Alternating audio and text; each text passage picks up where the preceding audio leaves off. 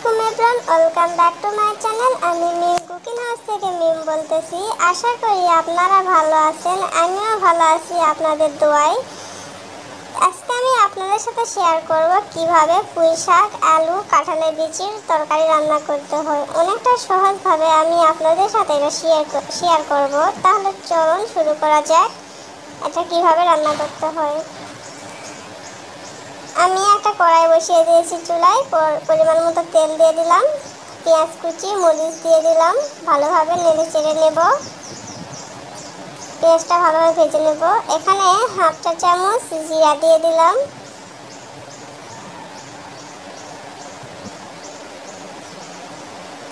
স্বাদ মতো লবণ দিয়ে দিলাম, হাফ চামচ হলুদ দিয়ে দিলাম, আর হাফ চা চামচ মরিচের গুঁড়া দিয়ে দিলাম, যেহেতু আমি কাঁচা মরিচ দিয়েছি। আদা রসুন বাটা একটা চামচ,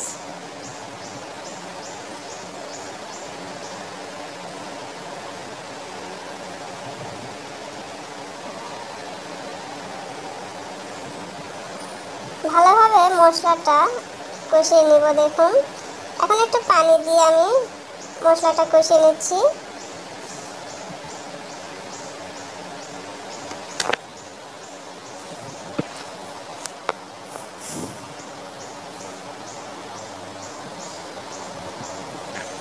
আমার মশলাটা কষানো হয়ে গেছে।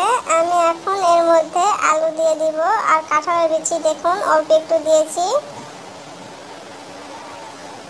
ভালোভাবে আলুটা মশলার সাথে অ্যাড করে নেব।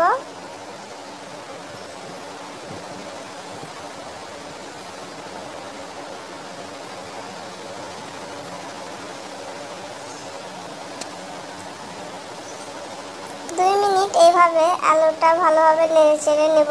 এখন আমি পুঁই শাক দিয়ে দিব।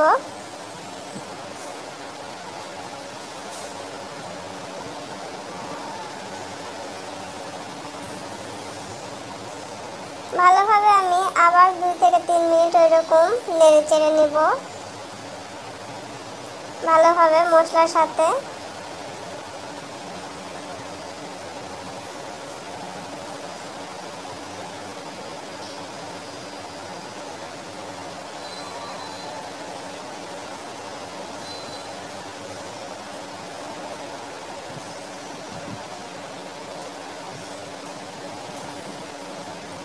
দেখুন কতটা কমিয়ে এসেছে পুঁই শাক।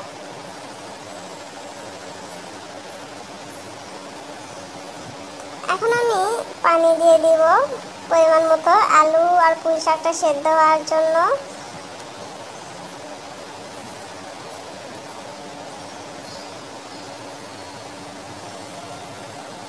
আপনাদের যতটুকু পানি লাগে আপনারা দিয়ে দিবেন।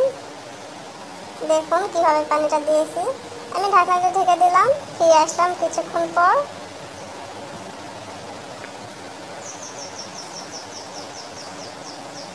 যখন তরকারিটা বলক এসেছে তখন আমি চলে আসলাম। এখন আমি তরকারিতে মাছ দেব। আমি আগে থেকে মাছগুলো ভেজে রাখছিলাম, এটা পাঙ্গাসের মাছ।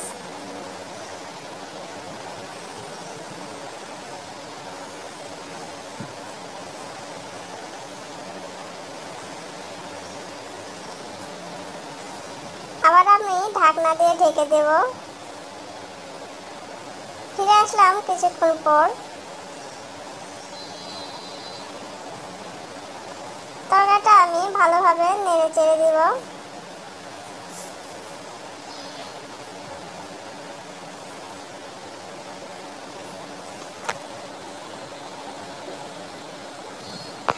আবার আমি ঢাকনা দিয়ে ঢেকে দিচ্ছি। ফিরে আসলাম কিছুক্ষণ পর।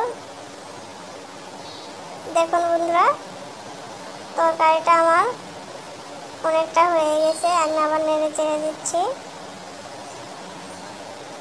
আমার তরকারিটা হয়ে গেছে রান্না। আমি এখন নামিয়ে নিচ্ছি, আপনাদের সাথে পরিবেশন করে দেখাচ্ছি।